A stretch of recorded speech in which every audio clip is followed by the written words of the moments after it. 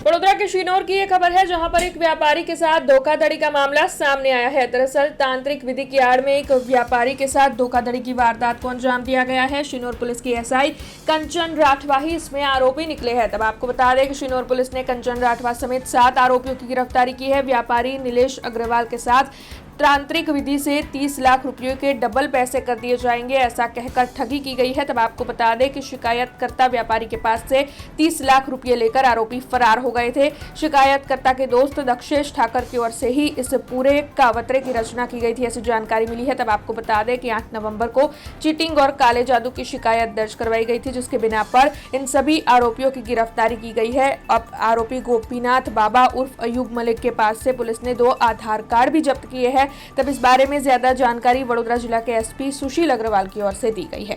હકીકત એ છે કે ફરિયાદી નિલેશ અગ્રવાલ દ્વારા એક ચીટિંગનો બનાવ બન્યો હતો અને એ ચીટિંગ કરવા માટે એમના પૂર્વ પાર્ટનર દક્ષેશ ઠાકર દ્વારા આ આખું કાવતરું રચવામાં આવ્યું હતું।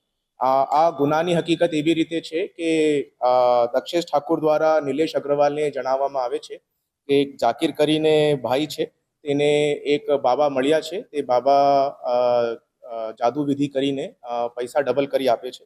એમના દ્વારા ટૂંકા સમયની અંદર 10 વીઘા જમીન લેવામાં આવી છે અને એક સ્કોર્પિયો ગાડી પણ બુક કરાવવામાં આવી છે અને આ જો તાંત્રિક છે તે ચમત્કાર કરે છે। ઝાકીર દ્વારા કોન્ટેક્ટ કરાવીને ગોપીનાથ બાબાથી એમનું કોન્ટેક્ટ થાય છે અને ગોપીનાથ બાબા આ વિધિ કરવા માટે આ ફરિયાદીના ઘરે બોડેલીની અંદર આવીને આ ઘરમાં તાંત્રિક વિધિ કરાવે છે અને એ તાંત્રિક વિધિ પેટે એ કહે છે કે એક ઔષધિથી આ પૈસા ડબલ થશે, તે ઔષધિ ઢૂંઢવાનું ખૂબ જ અઘરું હોય છે।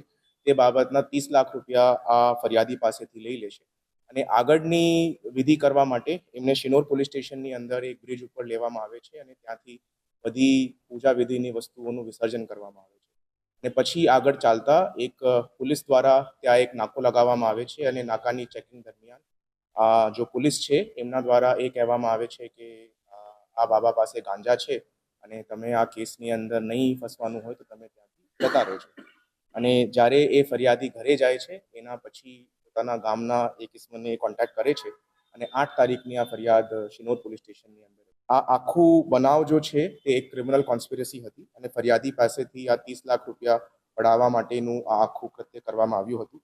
ઇનફેક્ટ આ જો ગોપીનાથ બાબા છે તેમનું મૂળ નામ જો છે તે અયુબ મિયા ઉર્ફે બાયુ ઉર્ફે ગોપીનાથ બાબા છે।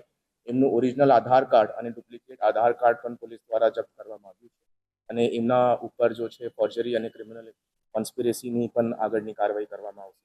ટોટલ 8 પૈકી 7 આરોપીઓ પોલીસ દ્વારા આ કેસની અંદર અરેસ્ટ થયા છે, જેની અંદર વડોદરા ગ્રામ્ય જિલ્લાનું એએસઆઈ કંચનભાઈ રાઠવાની પણ પોલીસ દ્વારા ધરપકડ કરવામાં આવી છે। हमसे जुड़े रहने के लिए हमारे YouTube चैनल को सब्सक्राइब करें और नई वीडियो की नोटिफिकेशन के लिए बेल आइकॉन को दबाएं।